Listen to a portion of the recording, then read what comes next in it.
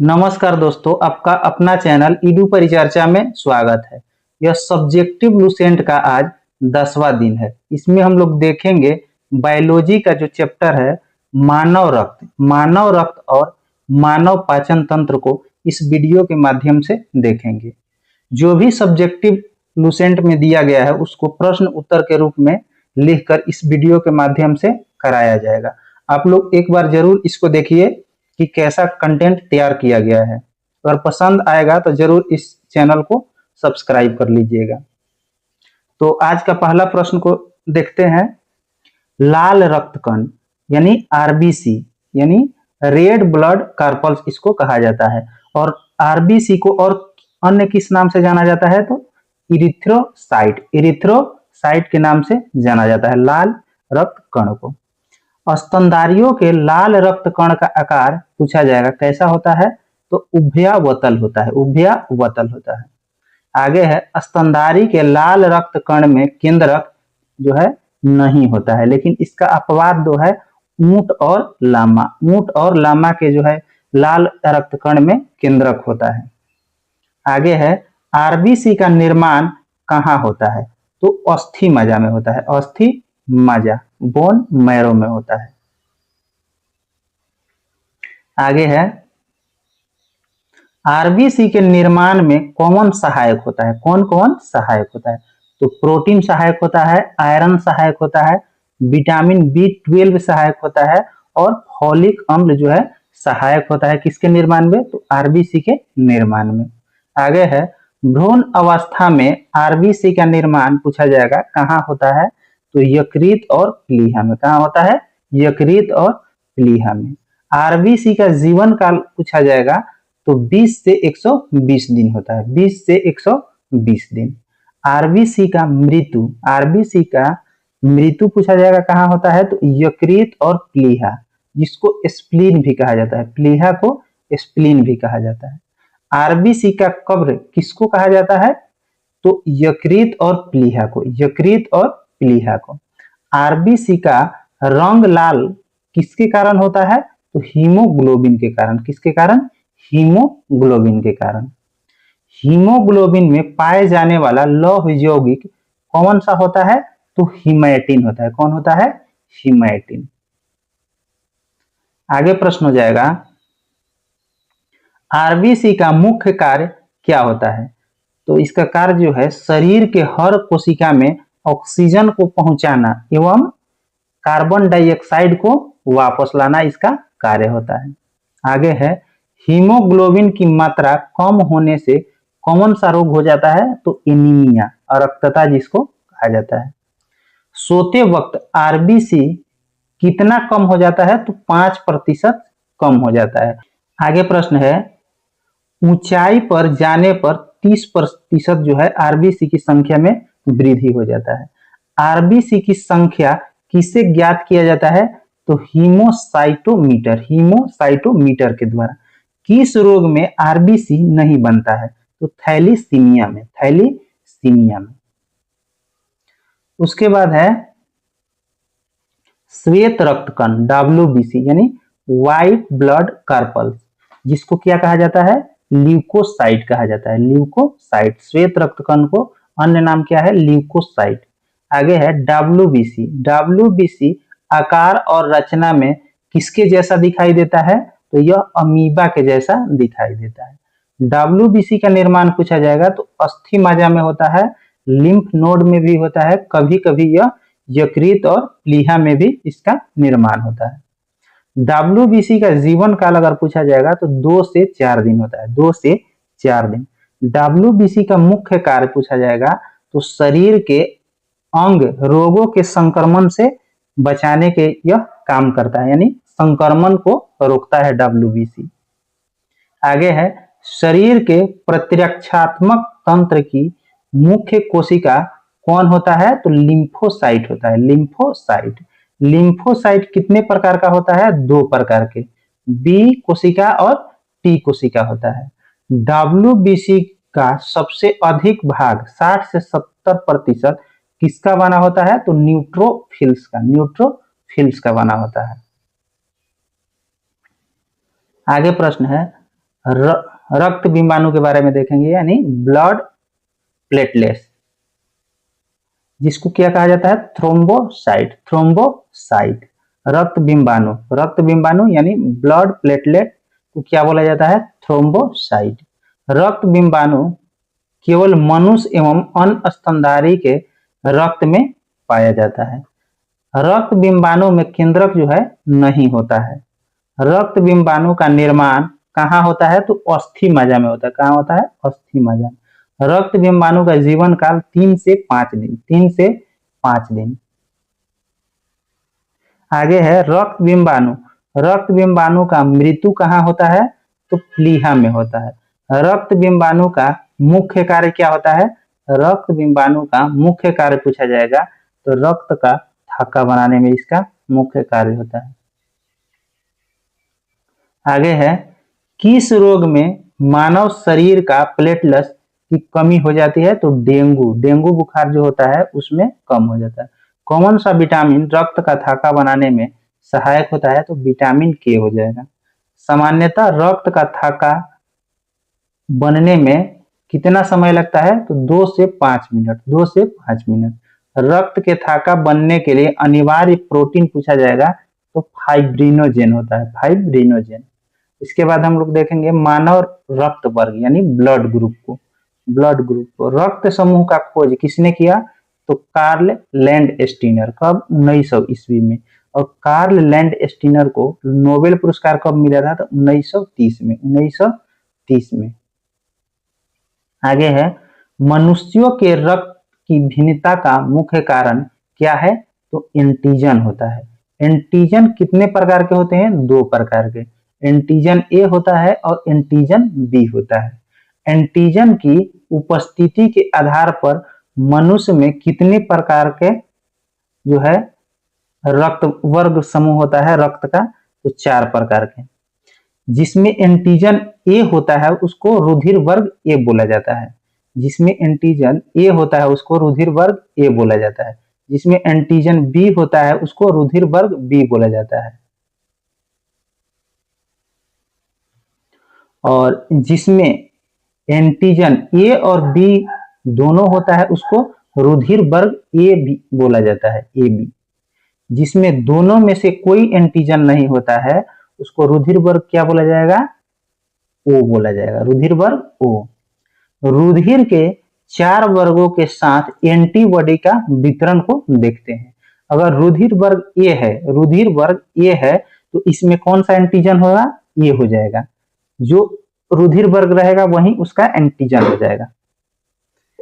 जैसे एंटीजन 2 प्रकार के ही होता है, वो वाला में एंटीजन नहीं रहता है। तो इस प्रकार देखते हैं रुधिर वर्ग ए में, रुधिर वर्ग ए में एंटीजन ए होगा लेकिन एंटीबॉडी को स्मॉल से सूचित करेंगे। अगर ए रहेगा तो उसका अपोजिट वाला जो होता है बी, बी हो जाता है। एंटीबॉडी केवल बी होगा इसमें, छोटा वाला बी। और रुधिर वर्ग बी रहेगा तो एंटीजन क्या हो जाएगा, बी ही हो जाएगा लेकिन एंटीबॉडी छोटा वाला ए हो जाएगा। उसके बाद रुधिर वर्ग ए बी है तो एंटीजन इसमें दोनों हो जाएगा, ए और बी, लेकिन इसमें एंटीबॉडी कोई नहीं होगा, इसमें एंटीबॉडी कोई नहीं होगा। और ओ में कोई एंटीजन नहीं है क्योंकि ए और बी नहीं है तो इसमें कोई एंटीजन नहीं है, लेकिन एंटीबॉडी यही पूछा जाएगा तो ए और बी हो जाएगा, स्मॉल वाला ए और स्मॉल वाला बी हो जाएगा एंटीबॉडी। तो ए बी में जो है कोई एंटीबॉडी नहीं पाया जाता है, ए बी में जो है कोई एंटीबॉडी नहीं पाया जाता है और ओ में कोई एंटीजन नहीं पाया जाता है। आगे है किसी एंटीजन की अनुपस्थिति में एक विपरीत प्रकार को प्रोटीन प्लाज्मा में पाई जाती है, इसको क्या कहा जाता है, तो एंटीबॉडी। एंटीबॉडी कितने प्रकार के होते हैं, 2 प्रकार के, एंटीबॉडी ए और एंटीबॉडी बी। आगे है किस रक्त समूह को सर्वदाता यूनिवर्सल डोनर रक्त समूह कहा जाता है, तो रक्त समूह ओ को कहा जाता है, इसमें कोई एंटीजन नहीं होता है। किस रक्त समूह को सर्वग्राही यूनिवर्सल रिसेप्टर रक्त समूह कहा जाता है? तो रक्त समूह ए बी को, रक्त समूह ए बी को। इसमें कोई एंटीबॉडी नहीं होता, इसमें कोई एंटीबॉडी नहीं होता। आरएच फैक्टर, आरएच फैक्टर का खोज किसके द्वारा किया गया? तो लैंड स्टीनर और विनर के द्वारा 1940 में। और यह किसमें खोजा गया? तो रिसस नामक बंदर में यह खोजा गया। आगे हो जाएगा माता पिता का रक्त समूह और बच्चों में संभावित रक्त समूह। अगर माता का और पिता का रक्त समूह जो है दिया रहेगा तो बच्चा का संभावित रक्त समूह क्या हो सकता है, उसी के बारे में यह है। अगर माता का O है और पिता का O है तो बच्चा का संभावित रक्त समूह O ही होगा केवल। अगर माता का O है और पिता का A है तो क्या क्या हो सकता है? O और A दोनों हो सकता है। अगर माता O है और पिता का B है तो रक्त समूह संभावित बच्चों में क्या होगा? तो O और B होगा। अगर माता O है और पिता का AB है तो बच्चा का क्या हो जाएगा? A और B दोनों में से कोई हो सकता है। अगर माता का भी A है और पिता का भी A है तो बच्चा का जो रक्त समूह जो है संभावित क्या हो जाएगा? A और O दोनों में से कोई भी हो सकता है। उसके बाद है माता का A और पिता का AB, तो बच्चा क्या क्या हो सकता है? तो A रक्त समूह वाला हो सकता है, B रक्त समूह वाला हो सकता है या AB रक्त समूह वाला हो सकता है। आगे है जब माता का रक्त समूह A है और पिता का B है तो संभावित रक्त समूह क्या हो जाएगा? O हो सकता है, A हो सकता है, B हो सकता है या AB भी हो सकता है। अगर B माता का है और पिता का भी B है तो बच्चा का क्या हो सकता है? B या O दोनों में से कोई हो सकता है। अगर माता का रक्त समूह B है और पिता का AB है तो बच्चा का रक्त समूह क्या हो सकता है? A हो सकता है, B हो सकता है या AB हो सकता है। अगर माता का भी AB है और पिता का भी रक्त समूह AB है तो जो है बच्चा में क्या क्या हो सकता है? A हो सकता है, B हो सकता है और AB रक्त समूह वाले बच्चे जन्म ले सकते हैं।